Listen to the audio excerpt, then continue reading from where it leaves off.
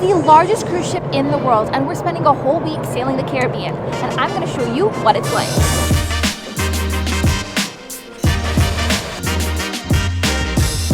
I mean, how big is it? So Royal Caribbean's Wonder of the Seas spans 1,188 feet in length, which is the equivalent to over 3 football fields, and 215 feet in width. The ship has 24 guest elevators and 18 decks, all of which are designed to accommodate a total of 7,084 guests. And during our trip, we actually learned from guest services that the ship was pretty much full. So this is going to give you a good indicator of what it's like at capacity. As you can imagine, there was a lot of things to do on board. There were over 8 different neighborhoods, and I'm gonna go through some of our favorites. The Boardwalk was this kind of like Coney Island, East Coast style fairground. There was a carousel that we rode many times with Elliot, and there was never really any lineups for it. So we just hopped right on and did a few rounds of that. There's like a candy shop, hot dog shop, sports bar, rock climbing wall, and the Aqua Theater. At one point during the cruise, there was actually like a carnival that they threw on. So they had like little mini games and a lot of different like carnival style food like cotton candy. So it was a really fun area to just hang out with. Central Park was just a stunning part of the ship. You had trees, bushes. Inside was a lot of specialty restaurants, so you had like your more higher end restaurants on the ship. It was especially beautiful at nighttime. You could just walk through it. So both the Boardwalk and the Central Park area were outdoor spaces because of the design of the ship. They just were open to the outdoor area, which made it feel like you weren't on a ship. Connecting the Boardwalk, you'd have the Promenade section. Now this was actually covered, so it was the interior of the ship. So inside was a couple different food places. You had shopping. They actually did a big parade through the Promenade a couple times during our trip, as well as they had like a welcome party and other things. If something was happening on the ship, it was probably happening in the Promenade. It really felt like more of like the admin area. It was like the main hub of where you would go when you need to get something on the ship. So then we have the Solarium, which is an adult only zone. And honestly, I wish we could spend more time in here because it looked stunning. It took up the whole bow. It was undercover, so you're kind of protected from the elements. There was multiple pools, hot tubs, and their own buffet that you could eat at there. So like, if you want a no kids cruise, which I totally get, the Solarium is like your jam. That's the place to be. Now at the stern of the ship was the Wonder Playscapes, and this was like the kids zone. You had a multi-story jungle gym essentially that had slides and climbing areas, so your kids could go wild on there. And then on the lower part of it was kind of like the more younger kid area. So like we had our toddler there playing on the little animals and running around with all the little activities. Now there wasn't like a ton of things to do, but it's enough. Like you could spend maybe like an hour or so there easily. There was also a zip line that went across the whole Boardwalk area, as well as a flow rider. So, you know, if you wanted to attempt to surf. And then there was the Ultimate Abyss, which is their crazy, I believe, 10-story slide. So it goes from the 16th floor all the way down to the 6th floor to the bottom of the Boardwalk area. So if you wanted a really quick way to get from the top of the ship to the bottom, you can just take the slide. Then you have the pool deck, which was really composed of like 4 different pools and then multiple kind of like whirlpool hot tubs just kind of scattered throughout. There's also multiple water slides that you could do, as well as 2 different water parks, one for toilet trained kids and one for not toilet trained kids, which there was definitely an incident when we were there. And I really enjoyed the fact that they had the different style water parks, because he's not big into like huge splashes and, you know, water park stuff, which some of the older kids would really want. Then moving back into the ship, you had a card room, an arcade, a childcare zone called Adventure Ocean, where there was like day activities that you could do with the kids, as well as childcare if you needed it, if you wanted to break from your children, as well as the Casino Royale, which was the massive casino. You know, I walked through there once. It was nice. Anyways, now obviously with the ship only being a year old, the rooms were in great condition. It had modern stylings. Everything was clean and nice and new, and I felt like there was actually a lot of space, and I was quite impressed with the size of the bathroom as well. So when you're booking your room on the ship, there's actually multiple balcony options you could choose from. You can get ocean view, which we got. You could get a central park view, which also would be a beautiful balcony view because you'd be overlooking all the trees, fairly quiet, because that area is a fairly quiet area. And you can get a balcony overlooking the boardwalk.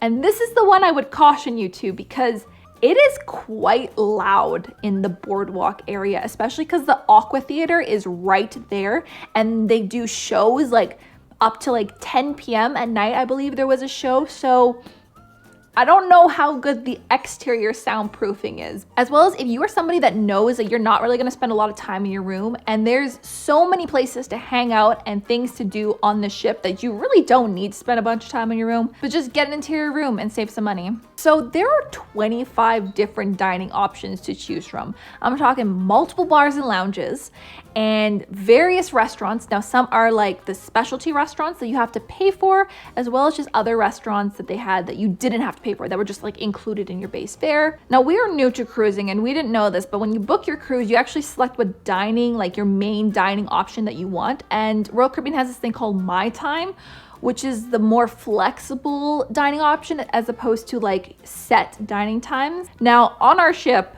the earlier dining time, so like the 5 p.m. dining time, was full. Now that being said, the longest time that we did wait was like 15 minutes to get a seat in the dining room, and that was using like the My Time dining. Plus, all the food came very, very quickly, considering they were like feeding 3,000 people at one time. It was also the easiest for me, being that I eat vegetarian and vegan, to just not have to worry about it. I just chose the vegan option, and there was always one vegan option for all 3 courses, and I was like, yep, just give me that. Then there was the Windjammer Buffet, where we spent a lot of time here. We ate pretty much almost every single breakfast here. We ate lunch here usually. We even had dinner here a few times. It was just quick, easy. We could get the food, we could sit down. So we opted not to get any of the dining packages since it was our first cruise and we didn't know how our toddler would be, except for we did do one specialty restaurant. So we did the Wonderland. I thought it would be the most fun because they have all these really weird, different, like, food. I don't know how to describe it. They do weird things with their food, and it was really enjoyable, but it was 2 hours, and bless our toddler's heart, he did end up sitting through it all. So if it was just us, or if we had some older kids, I would love to have tried more of the specialty restaurants. There were so many cool specialty restaurants, so I think I would have loved to have had a dining package and really been able to explore some of those. We also didn't get any kind of drinks package, and that was just more of like our personal preference, although Matt did end up buying a few just drinks on his own, which were about $15 each, so that's not too bad. Now there was a lot of different entertainment options. I ended up going to 3 different live shows, and I wish I could have gone to more. So they ended up opening up reservations for all of these shows before the sailing happened, and they booked up very fast. They were all sold out, which I was kind of bummed out about. So I didn't actually think I was going to see any of the shows, but once we got on the ship, I don't know, maybe they opened up more tickets. That is when you can book up some more of the show times. But reservations end 15 minutes prior to the showtime. So if you go 10 minutes before showtime, you can just get any of the empty seats, which is what I did for 2 of the shows. And by the end of the cruise, most of the people that wanted to see the shows already had seen them, so they were kind of emptier anyway. So I just walked right in to the ice skating show and no problem. There's also several like more adult entertainment options available, like bars like where they would have like live comedy. There was a huge music hall which they would have live music, and there was child-friendly entertainment options. Like at the Adventure Ocean, we went to like a little puppet show in the glow in the dark, and Elliot loved it. We actually plan on going more in depth on what it's like cruising with a toddler in a future video. So if you would like to watch that, make sure you hit the subscribe button so you don't miss out as well as if you're just enjoying this video, I would love for you to stick around. And if you're looking for just more general tips on travel, I have a how-to ebook that has 259 pages of all my best travel advice for planning, packing, you name it.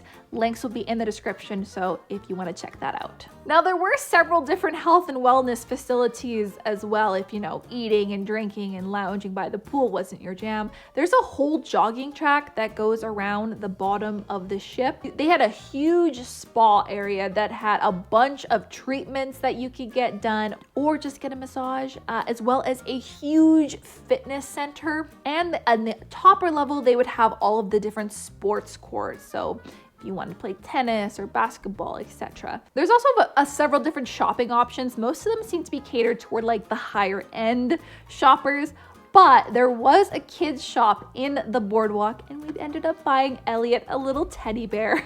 So that's our souvenir from the cruise, is a little teddy bear. Now for the ports of call, there's actually like 2 different itineraries for the Wonder of the Seas. There's like an Eastern Caribbean and a Western Caribbean routes. And depending on what itinerary you have will depend on what countries that you visit and kind of like your exact itinerary.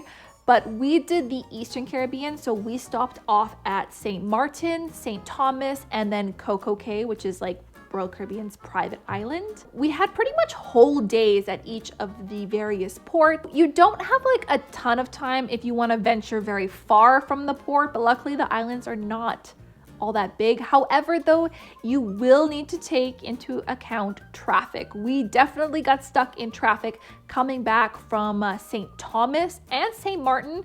Think about it. You have like 7,000 passengers potentially getting off and getting on in a span of like a couple hours. Aside from Coco Cay is the only one where it didn't really matter because it was an all walking island. So you just walked right off the ship, walked right on.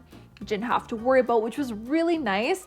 And it's a stunning island. I mean, like, they know what's up. So we ended up not doing any of the pre-booked tours for the islands. We just got off the ship and grabbed a taxi or a shuttle that were right at the port to take us to this specific beach that we wanted to go, and it worked great. They've got it down pat. They know that there's a huge cruise ship coming. Like if you're just looking for a simple go into town or go into a beach stop at one of these islands, don't bother booking anything. But like if you did want to do something a bit more complicated, or if you wanted to pack like more activities into your day for those like port days, then I would really consider looking at one of the offered excursions or tours that and like pre-book that before you go, because it's just like not worth the stress of trying to organize it and think you're gonna like miss the ship. I don't know, maybe that's just me. But we did do a space center tour at the end of our cruise, and this was one that we booked through Royal Caribbean. And this was, I thought, a really good value. Coach transportation to Kennedy Space Center, the tickets for the center, as well as coach transportation to the airport. And our bags were all locked up and secured on the bus. So that made a lot of sense for us. Actually, it was cheaper to go through the organized tour that Royal Caribbean offered than to do it on our own. So let's talk crowds. Being the largest cruise ship in the world, there's gonna be a lot of people on that boat. And for the majority of things, I actually feel like there wasn't that much waiting. I feel like they've like really hammered through this system. The biggest thing we had to wait for was the elevators.